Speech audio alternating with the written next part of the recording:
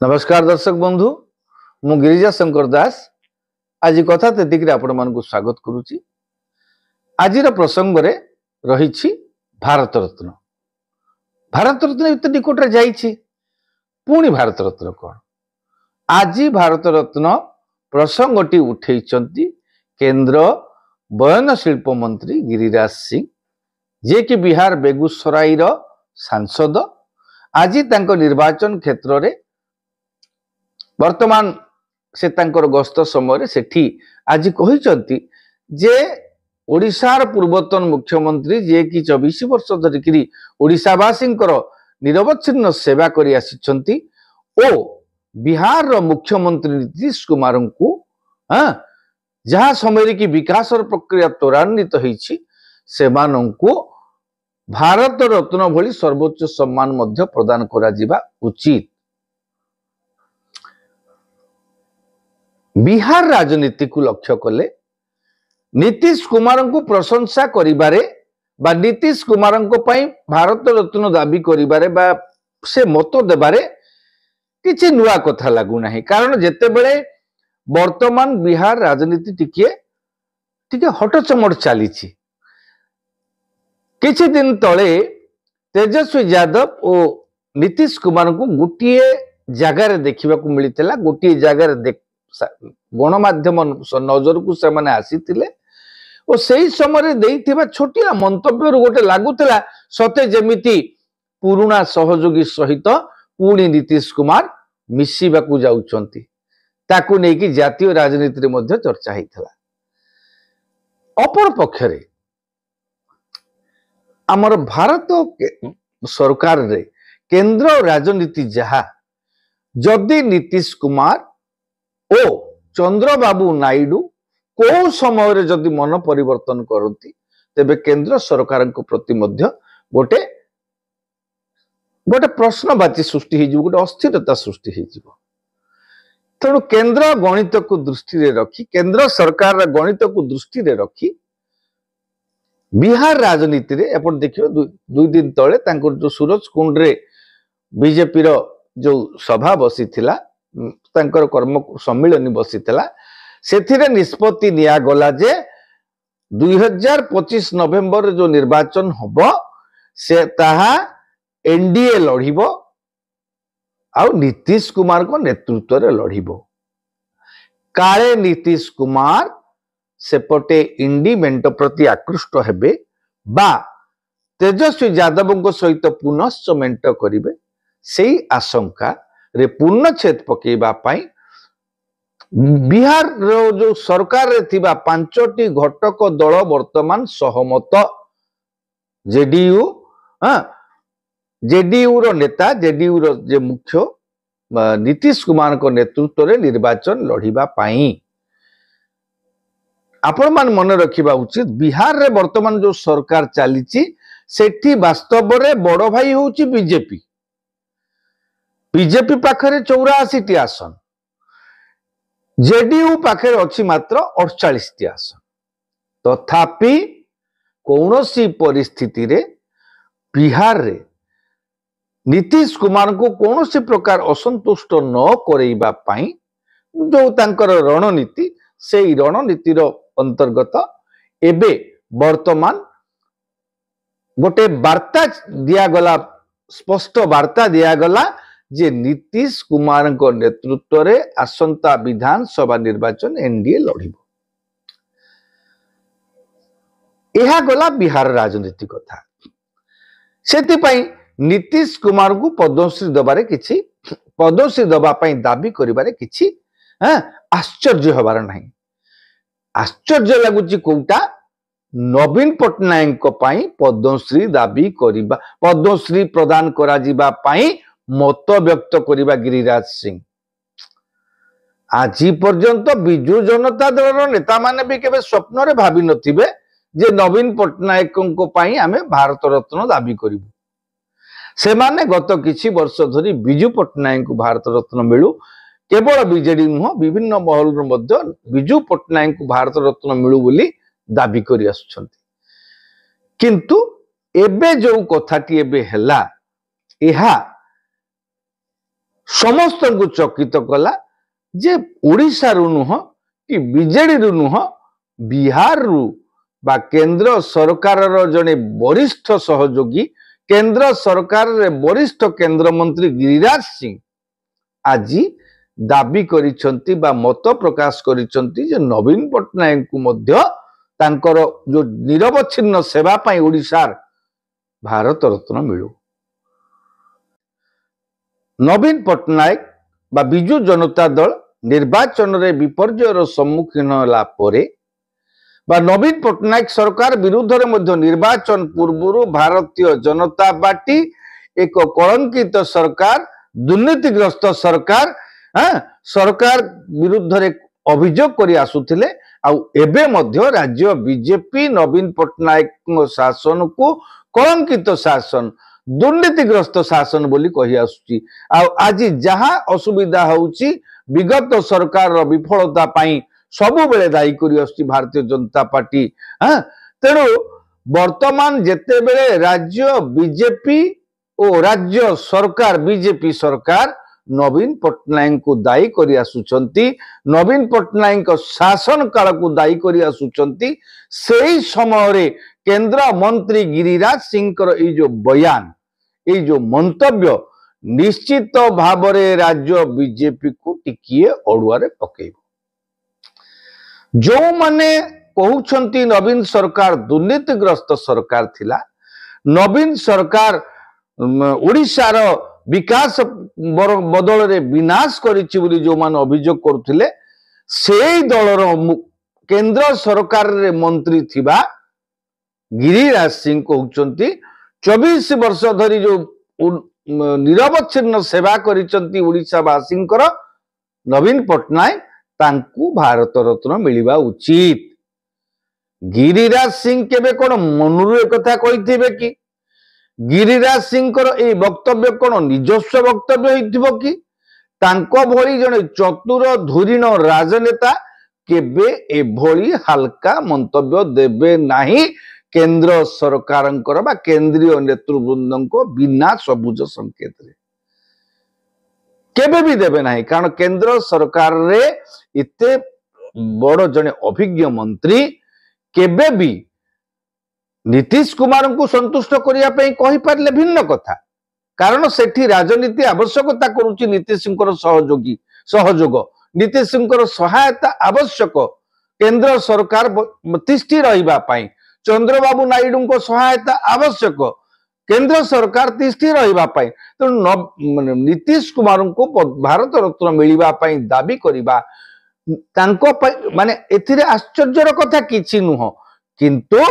जेते बेले ओडिशा केंद्रीय नेता माने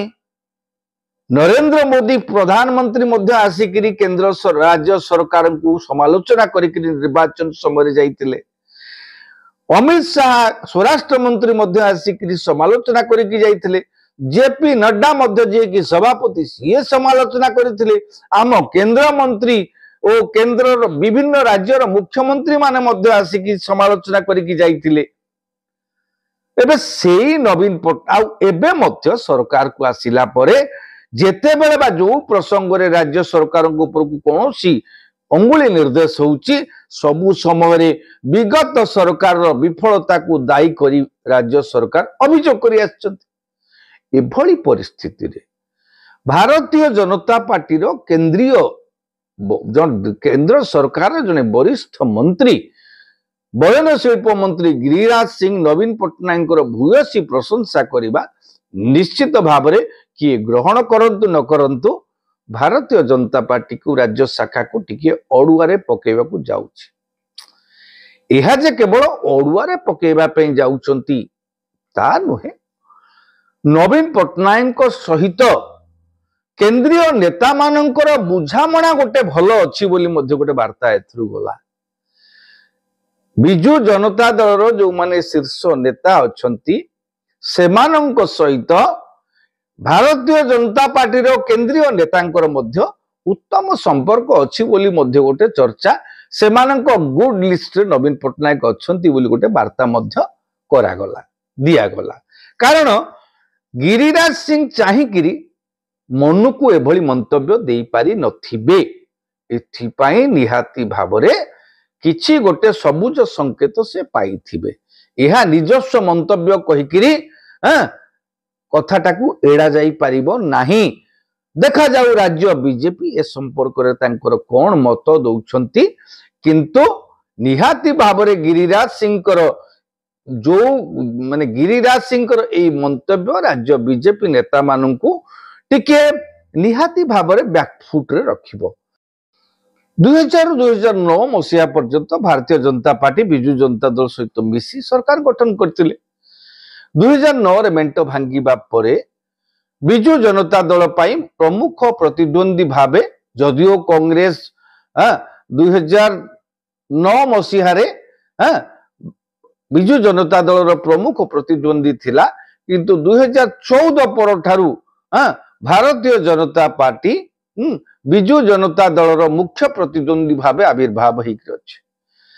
ଆଉ ସେ ଲଗାତାର ଲଢେଇରେ 2024 ରେ ବିଜୁ ଜନତା ଦଳ ଠାରୁ କ୍ଷମତା ଛଡେଇ ନେବାରେ ଭାରତୀୟ ଜନତା ପାର୍ଟି ସକ୍ଷମ ହେଇଛି। ଆପଣ ଦେଖିବେ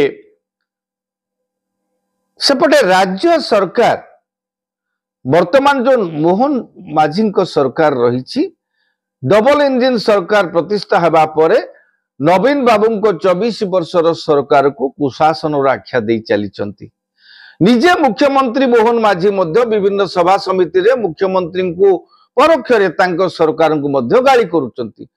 मंत्री माने विधायक माने एपरिकी राज्य बीजेपी सभापति मनमोहन सामल नवीन सरकार को कथा कथा के दायी करी गाली करुँच समालोचना करुँच एपरिकी कहते जे Naveen Patnaik the age of Naveen Patnaik is over बा नवीन पट्टनायक जुग सर एभली समय रे केंद्र मंत्री एपरी मंतव्य बा नवीन पट्टनायक को प्रशंसा करी तांकू भारत रत्न प्रदान करा जो बोली कुहा जिबा आज अन्य कहीं कही भिन्न कथा होता गिरिराज सिंह को भली जने दमदार ओजनदार नेता सर्वसमक्ष एभली मंतव्य देवा निश्चित भाव एक भिन्न राजनीति आड़ को इंगित करुछि। जातीय स्तर रे वर्तमान एथिरु एहा प्रमाणित हो जाउछि जे नवीन पट्टनायक प्रति केंद्रीय भारतीय जनता पार्टी